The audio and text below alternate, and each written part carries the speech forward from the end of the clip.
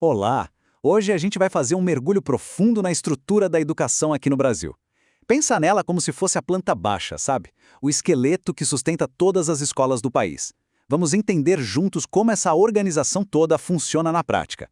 E para começar, a pergunta que não quer calar. Afinal, quem é que manda na educação no Brasil? A resposta pode parecer simples, mas na verdade a gente está falando de um sistema com muitas peças. Um quebra-cabeça que se encaixa de um jeito bem específico.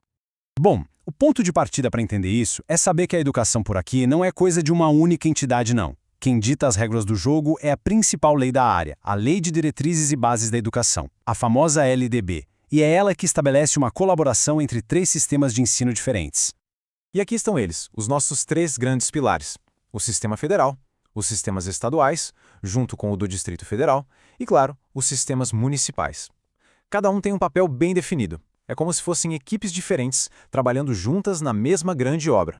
Certo, mas o que exatamente cada um desses sistemas faz no dia a dia? É agora que a gente começa a ver como as tarefas são divididas para garantir que tudo seja coberto, desde a creche até a faculdade. O sistema federal, a gente pode pensar nele como o grande arquiteto do projeto. É a União que elabora o Plano Nacional de Educação, que dá aquele apoio técnico e financeiro para estados e municípios, que define as linhas gerais do que deve ser ensinado no país inteiro e, claro, que avalia se a qualidade do ensino está boa. E na vida real, quem está dentro desse sistema federal? Bom, basicamente, as instituições que são da União, tipo as universidades e os institutos federais. E aqui vem um ponto super importante que muita gente não sabe. As faculdades e universidades particulares também. Pois é, todo o ensino superior privado está debaixo do guarda-chuva do sistema federal. E para a gente ter uma ideia do tamanho disso, dá uma olhada. Esses dados, mesmo sendo de 2009, já mostravam uma diferença, sim, gigantesca. Eram mais de 2.000 instituições privadas de ensino superior contra umas 245 públicas. Isso já dá uma noção do peso da responsabilidade federal só nesse setor, né? Agora, descendo um degrau, a gente chega nos sistemas estaduais e do Distrito Federal. A responsabilidade deles é cuidar das escolas da rede estadual e também supervisionar as escolas particulares de ensino fundamental e médio. E tem um detalhe curioso: eles também são responsáveis pelas faculdades que são mantidas pelos municípios. E por fim, chegamos nos sistemas municipais. Esses são os que estão mais perto da gente no dia a dia mesmo. São eles que cuidam das creches e pré-escolas, tanto as públicas quanto as privadas, e também das escolas de ensino fundamental da rede municipal. É ali que a base da jornada educacional de todo mundo começa. Mas é claro que para essa engrenagem toda funcionar, precisa de combustível. Então, a pergunta que fica é: de onde vem o dinheiro para bancar uma estrutura tão grande e complexa como essa? Olha, essa citação da nossa fonte de pesquisa é bem reveladora.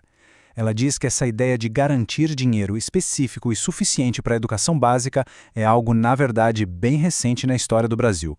Por muito tempo, a coisa não funcionou bem assim. Vamos ver essa linha do tempo. De 1934 até a Constituição de 88, as leis até falavam em investir uma parte dos impostos em educação, mas sabe, sem dizer que era para educação básica. O dinheiro podia ir para qualquer lugar. A grande virada de chave veio só em 1996, com a criação do Fundef. Aí sim, a verba foi carimbada, ou seja, destinada exclusivamente para o ensino fundamental. Isso mudou tudo. Então, no fim das contas, o que a gente tem é um sistema que é construído por muita gente.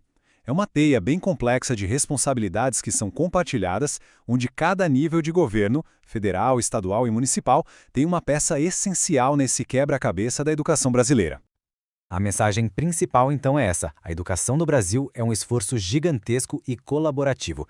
Não é uma tarefa de um só governo, e o sucesso de tudo isso depende totalmente da sintonia e da cooperação entre a União, os estados e os municípios. E tudo isso leva a gente para uma reflexão final, que é o grande desafio. Com uma estrutura tão dividida, tão interligada, como é que a gente garante que cada estudante, não importa onde ele esteja no Brasil, receba uma educação de qualidade e com as mesmas oportunidades? Essa é a pergunta que fica no ar e que define o futuro do país.